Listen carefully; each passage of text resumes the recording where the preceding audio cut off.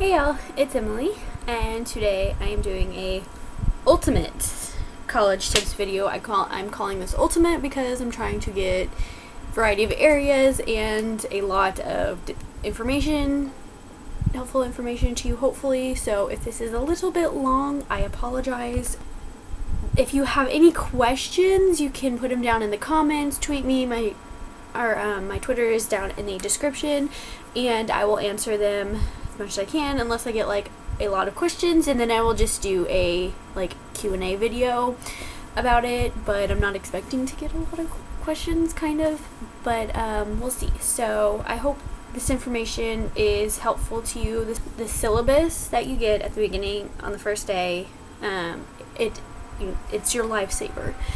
It has all the information that you need for the class, and you need to keep it like handy to where you can easily find it. But the syllabi are going to be your lifesavers because they have your teacher's information. If you need to contact your teacher, it has my teacher. I know most of my teachers put like the schedule on the back of the book, the entire semester schedule, and to where it said, okay, if there was any scheduled days that they were going to miss, and then what homework was due. It's a lifesaver. I looked at syllabus every single day just to make sure I was doing fine on home. Planners, it's also good to have a planner. I saw so many people at the college I go to used a planner. I used a planner. I wasn't as good at using a planner as I was at checking the syllabus, but it's is more of like me kind of thing, but definitely planners will help you a lot. And another thing is keep track and plan ahead, especially because you know how you are with anything. You know how you are with procrastination, you know how fast you can do assignments, and you know how much you need for assignments. So especially if you have big papers or something, keep track of it, and definitely make sure you know how much time you have ahead, so that way you're not up until either all night or to 3 o'clock in the morning trying to finish a paper. It's not that fun. So just try to keep track and do it as much as you can ahead of time, because that will help you a lot. Utilize your breaks, whether it's your weekends, whether it's your fall break, your spring break.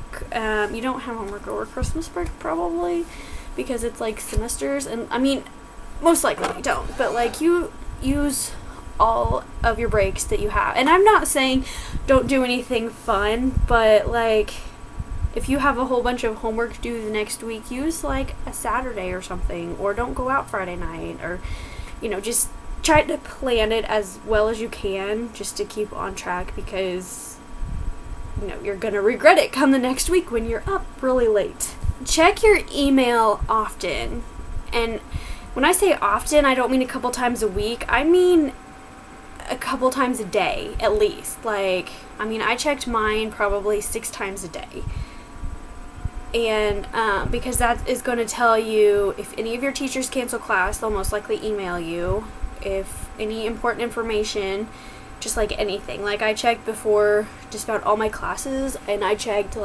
also in the afternoons too, until it was and then I also checked it before I went to bed. So, and if there's a way for you to put it on your phone, because I put it on my phone, and so that's how I checked it often.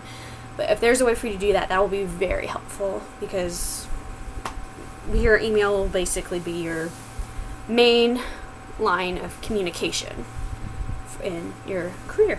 So I know I'm not exactly sure other schools, but I know my school had medical and mental resources. We had a psychologist on campus, and also we had a health center on campus, and those were included in the tuition. They weren't free, but you didn't have to go and pay anything every time you go there, because it's included in your tuition. At least that's how it was with mine. So I assume other schools are like that, but if you need it, use it. So especially if you're struggling with something, get help. You don't have to feel ashamed about it. Another thing is, find what you like to do and do it. Even if you have to try a whole bunch of things. I know they have different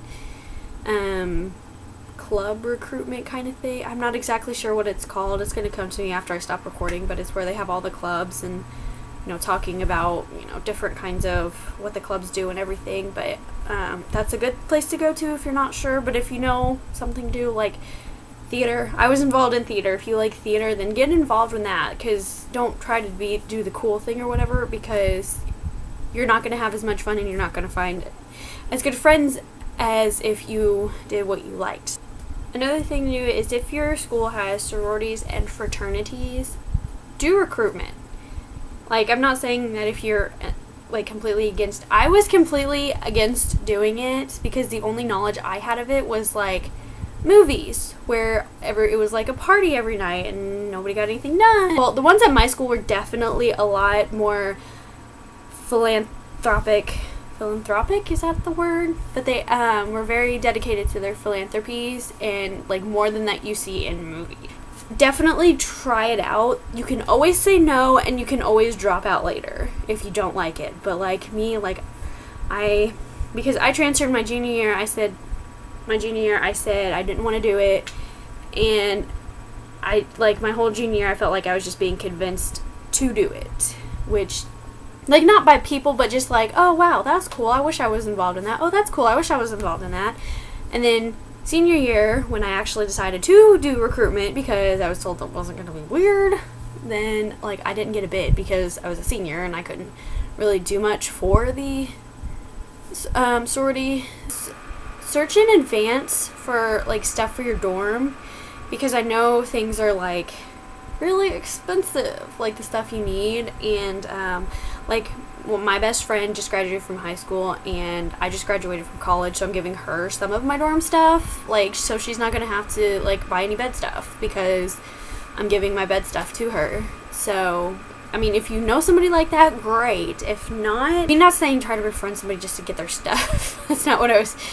That sounded like that's where I was going to go. That's not where I was going. But think in advance about it, because they always have, after school starts, they usually have sales. If you look the year before, a couple years before, just go like Walmart and Target and I don't know where else, like Bed Bath & Beyond, wherever you like normally shop for stuff like that, just go and look before, or in the couple years before, like after school starts, because then they start clearancing that stuff down and marking it and putting it on sale, because they need to get rid of that space for somebody else, or for the next holiday or the next big event that they need to have stuff for. So go and check that out before.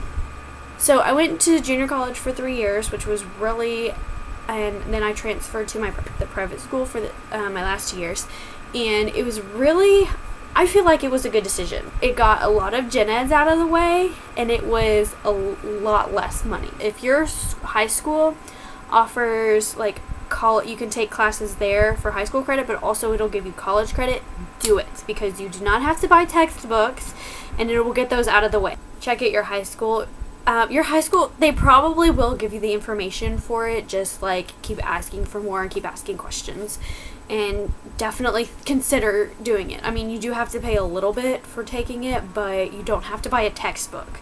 And if you don't have to spend $400 on a textbook, then take advantage of that opportunity. I'm sorry this is so long, and I'm sorry this is actually going to be cut into separate videos, but there's a lot of stuff I want to say, and so I'm actually going to cut the video off here. And there will be stuff about transferring in another video, and there will also be stuff about dorm life in another video. So definitely go check those out. There's a couple questions that one of my friends asked me, and I want to answer, and I'm just going to answer it at the end of this video. Again, I'm sorry it's so long, but one question: is it really as bad as high school teachers make it sound?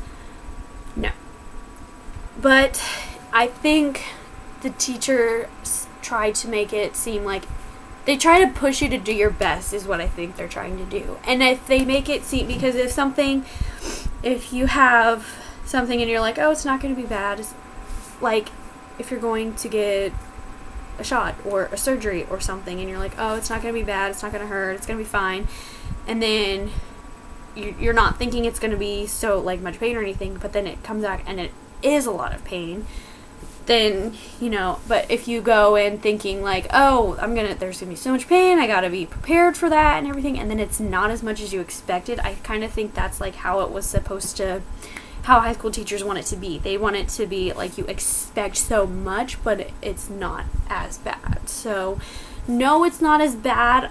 It's very stressful, and I understand teachers like to make it stressful and people like to make it stressful. Just try not to stress about it. It's not gonna be that bad, unless it's like you just like, I don't know, but just try not to. I know it's really hard to say that, but just try not to. Just keep yourself prepared for whatever comes your way.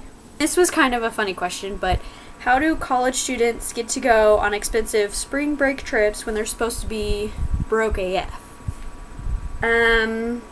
Honestly, I don't know.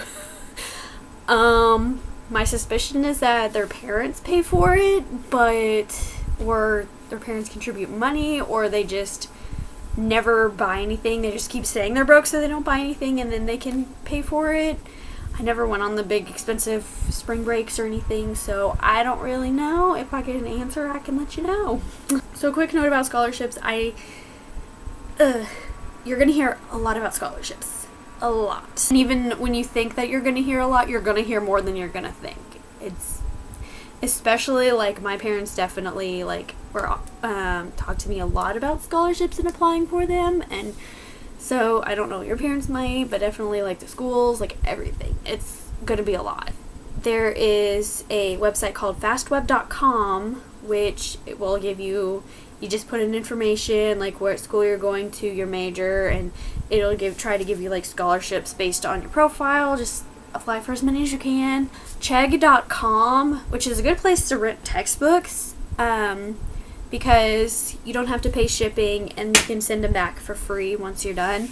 But that's a good place to look for scholarships too. I think they have a pretty good scholarship section. Another place to check out is called thriftbooks.com. They have cheap books, really cheap. I got some of my books for like $30. I got 7 books for like $30 and saved, $400 a book times 7. That's quite a lot. So check that out. Definitely check that out first. And there's another place, I think it's called like bookfinder.com. There's some place that you could probably just find it on Google. But it's like a website that tells you like the cheapest place you can rent or buy a textbook if you need that. I hope this video is helpful. Give this video a thumbs up and subscribe to my channel to be notified when more videos are posted. More college tips videos will be posted. And all my links are down there in the description, especially if you have questions or anything, you can find me on those. Where's it? There we go. Okay. Why are you popping up on my screen? Thank you. That is, what is it called? Thank you. This stuff keep popping up. Thank you. Come on. Get me back to my... Come on.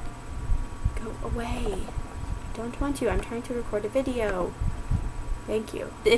And then it just like movies don't show. Thank you. Oh wait, I have something to say first. Okay. Scholarships. Yeah. Scholarships.